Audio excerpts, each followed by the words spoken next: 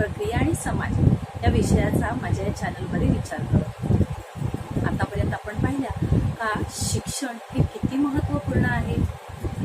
विद्या पुरुषास रूप बरवी असं म्हटलं जातं. विद्येने एक आत्मतेज, एक आत्मविश्वास. मग या शिक्षणाची ज्ञानप्रवाहाची ज्ञानगंगा घरोघरी पोहोचली पाहिजे. हे कार्य तर आपण एक शिक्षक म्हणून नेहमीच करतो, परंतु या कार्यामध्ये बरेचसे काही घटक हे वंचित राहतात आणि या वंचित घटकांना आपण या शिक्षणाच्या प्रवाहात आणलं पाहिजे.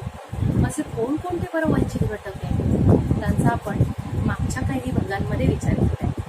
आताच्या या भागामध्ये आपण पाहिलं तर सगळी सोंग आणता येतात, पण पैशाचं सोंग आणता येत नाही असं म्हटलं जातं. म्हणजेच शिक्षण घ्यायचं तर आजच्या काळामध्ये पैसा हा महत्त्वाचा मानला जातो.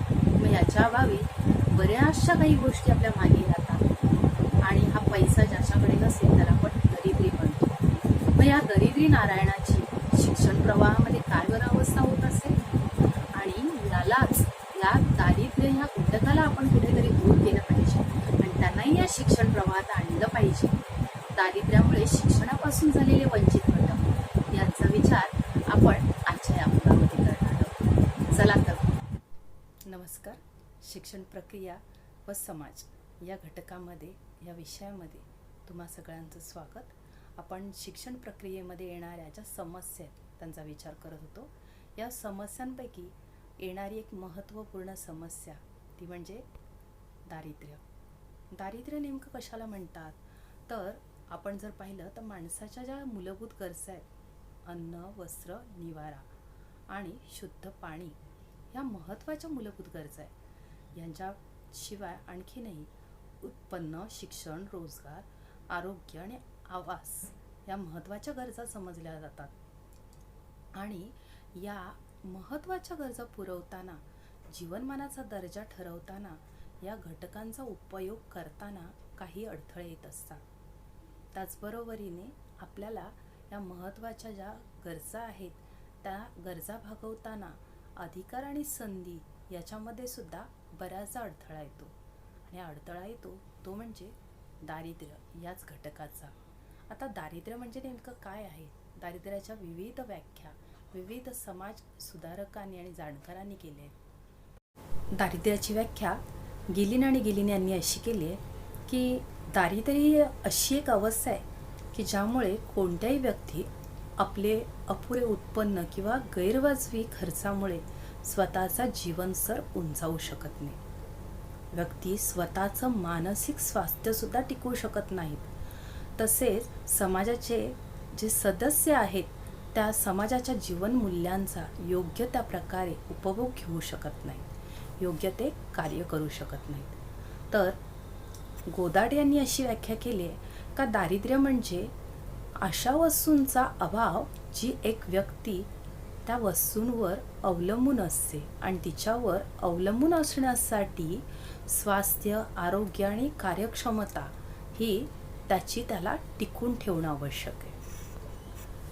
आता या दारिद्र्याचा अर्थ बरं काय आहे तर नेमकं दारिद्र्य म्हणजे नेमकं काय तर जीवनाच्या मूलभूत किमान गरजा भागवता येण्याची अक्षमता म्हणजे दारिद्र्य होय. या दारिद्र्याचे दोन प्रकार पडतात. एक म्हणजे निरपेक्ष दारिद्र्य आणि दुसरं सापेक्ष दारिद्र्य. निरपेक्ष दारिद्र्य म्हणजे काय?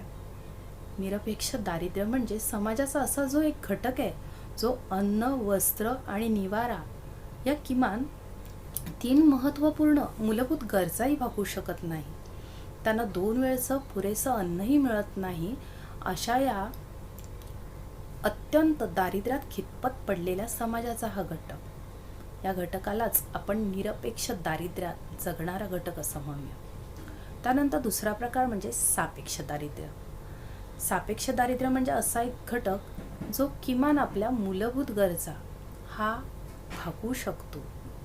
त्याचबरोबरीने 2 वेळचं अन्न, किमान राहण्यापुरता डोक्यावरती निवारा, जेमतेम वस्त्र या किमान गरजा तो भागवू शकतो. याच्या व्यतिरिक्त त्याचा जीवनमानाचा दर्जा वाढवता येईल अशा कोणत्याही घटकांचा त्याला उपभोग घेता येत नाही. आता अशा या दारिद्र्याची कोणती बरं कारणे आहेत तर पहिलं कारण म्हणजे सामाजिककरण. सामाजिककरण पाहत असताना दारिद्र्य येण्याची जी मूलभूत कारण आपण म्हणू ती म्हणजे काय, तर मुळातच आपला समाज हा उत्सवप्रिय आहे.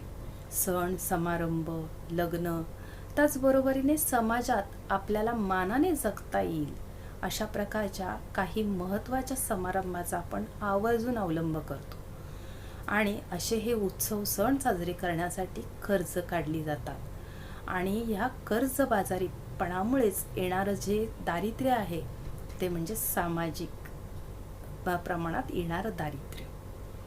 त्यानंतर दारिद्र्य येण्याची काही वैयक्तिक कारणंसुद्धा असतात. या वैयक्तिक कारणामध्ये जर पाहिलं तर मुळामध्ये मानवाचा, काही लोकांचा असणारा आळशी स्वभाव. आपण जे पाहिजे ते मिळवण्यासाठी किंवा आपल्या ज्या किमान गरजा आहे त्या भागवण्यासाठी आपण कष्ट केले पाहिजे, पण ते न करता आळसात राहून, त्याचबरोबरीने आळसाबरोबर येणारं नशाबाजाचं प्रमाण हे सुद्धा तितकंच महत्त्वपूर्ण आहे. आणि या कारणामुळे सुद्धा काम करण्याचा येणारा कंटाळा, आणि या कंटाळ्यामुळेच आपण स्वस्थ पडून राहणे, नशा करणे आणि आपल्या जीवनाचा स्तर कोणताही न वाढवणे अशी काही लोकांची प्रवृत्ती असते. त्याचबरोबरीने एक मानसिक दौर्बल्य असतं का मी समाजात काहीच करू शकणार नाही, एक भीती असते. आणि या भीतीमुळे काही लोक आपल्या जीवनमानाचा दर्जा उंचवण्याचा प्रयत्नच करत नाहीत. अशा या प्रकारची कारणं असतात ती म्हणजे वैयक्तिक कारणं. दुसरी कारणं म्हणजे आर्थिक कारणं. कुटुंबाचा असणारा मोठा पसारा आणि या पसाऱ्याबरोबरीच येणाऱ्या विविध जबाबदाऱ्या, यामुळे कितीही प्रमाणामध्ये आपण आपली मिळकत मिळवली तरीसुद्धा आपण कोणत्या ना कोणत्या प्रकारे हे खर्च पार पाडू शकत नाही. त्यामुळे या सर्व खर्च न पार पाडता येण्यामुळे येणारं दारिद्र्य म्हणजेच आपल्या ज्या महत्त्वाच्या इतर गरजा आहेत, जीवनमान उंचावणाऱ्या अशा ह्या गरजा आहेत त्या आपण पूर्ण करू शकत नाही. अशा प्रकारची ही कारणं असतात, ही आर्थिक कारणं. तर यानंतर आपण राजकीय कारणं पाहू. तर राजकीय कारणं पाहत असताना आपल्याला असं दिसेल का राजकर्त्यांच्या ज्या स्वार्थी अशा वृत्तींमुळे येणारी ही कारणं आपण जर पाहिलं तर अनेक वर्षांपासून आपला देश गुलामगिरीत खितपत पडलेला होता. त्यामुळे इंग्रजांच्या ह्या राजकीय धोरणांमुळे इंग्रजांनी आपल्या इथल्या जे रोजगारी करणारे लोक होते त्यांच्याच हक्कांवर गदा आणली. अनेक असे हे उद्योगधंदे बंद पाडले आणि त्यांच्या ह्या व्यापारी धोरणामुळे आलेलं हे दारिद्र्य हे खरोखरच त्यातून आपल्या समाजाला हे उभं राहताच आलं नाही. त्यानंतर बऱ्याचदा आपल्याला असं दिसतं काही राजकारण्यांच्या या धोरणांमुळे सुद्धा अनेक अशा या घटकांना आपल्या हक्कांपासून आणि त्याचबरोबरीने आपल्या आर्थिक गरजांपासून दूर राहावं लागतं. अशा प्रकारची कारणं राजकीय या स्वरूपात मोडतात. आता अशा या घटकांना, दारिद्र्यामध्ये खितपत पडणाऱ्या अशा घटकांना आपण शिक्षणाच्या प्रवाहात आणलं पाहिजे. कारण असं म्हणतात खाणीमध्येच खरा हिरा दडलेला असतो. दारिद्र्यामुळे किंवा आपल्या गरिबीमुळे आपण शिक्षण पुरं करू शकत नाही. बुद्धिमत्ता हा महत्त्वाचा हा भाग या घटकाकडे असताना सुद्धा या गरिबीमुळे तो कुठेतरी वंचित राहतो, त्याचा आत्मविश्वास तो गमावून जातो. मग या घटकाला सुद्धा समाजाच्या या शिक्षण प्रवाहात आणलं तर खरोखरच एकंदरीत या म्हणजे संपूर्ण समाजाचं उदात्तीकरणच होऊ शकेल.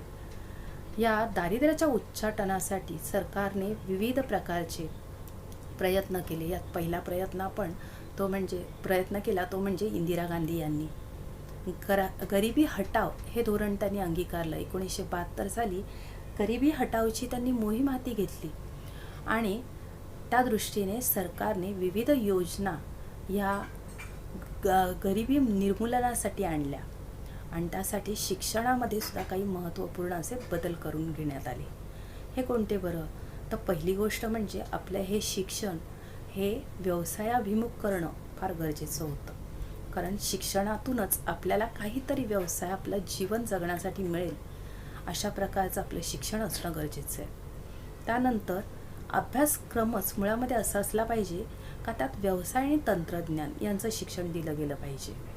व्यवसायाविषयीचं जर त्यांना शिक्षण दिलं गेलं तर आपण आत्मविश्वासाने कोणताही व्यवसाय करू शकू. त्याचबरोबरीने नोकरीसाठी शिक्षण फक्त असाच विचार न करता विविध उद्योगांच्या माध्यमातून शिक्षणाची व्यवस्था असावी, हेही महत्त्वपूर्ण असं धोरण सरकारने बांधलेलं आहे. शेतीला विज्ञानाची आणि तंत्रज्ञानाची जोड देऊन शेतीचं उत्पादन वाढवलं गेलं पाहिजे, जेणेकरून शेती उत्पादन वाढलं तर आपोआपच दारिद्र्य निर्मूलन होऊ शकेल. शेतीपूरक अभ्यासक्रम असावेत, म्हणजे कोणते तर फक्त शेतावरच अवलंबून न राहता शेतीपूरक अशा अभ्यासक्रमांचा समावेश हा अभ्यासक्रमामध्ये झाला पाहिजे. जसं पशुसंवर्धन, कुक्कुटपालन, दुग्ध व्यवसाय, मत्स्य व्यवसाय यासारखे हे अभ्यासक्रम या शिक्षणात आले पाहिजे. त्याचबरोबरीने प्रत्येकाच्या योग्यतेनुसार अभ्यासक्रम निवडीने योग्य ते मार्गदर्शन होणं आवश्यक आहे. प्रत्येकाची बौद्धिक क्षमता त्याचबरोबरीने इतरही क्षमता सगळ्यांच्या सारख्या असणं शक्य नाही. त्यामुळे त्याच्या क्षमतेनुसार, त्याच्या योग्यतेनुसार योग्य त्याच प्रकारचा अभ्यासक्रम जर निवडला गेला तर त्याला यश हे नक्कीच मिळेल. उद्योगधंदे आणि कारखाने यात कुशल यंत्रज्ञ आणि तंत्रज्ञ हे या शिक्षणाच्या द्वारे निर्माण होणं आवश्यक आहे. त्यामुळे योग्य त्या प्रकारचं शिक्षणही आवश्यक आहे. शैक्षणिक योजनांचं अधिकाधिक विकेंद्रीकरण करणं आवश्यक आहे, जेणेकरून तळागाळात आणि सर्व समाजाच्या घटकामध्ये शिक्षणाची ज्ञानगंगा नक्कीच पोचणार आहे. धन्यवाद.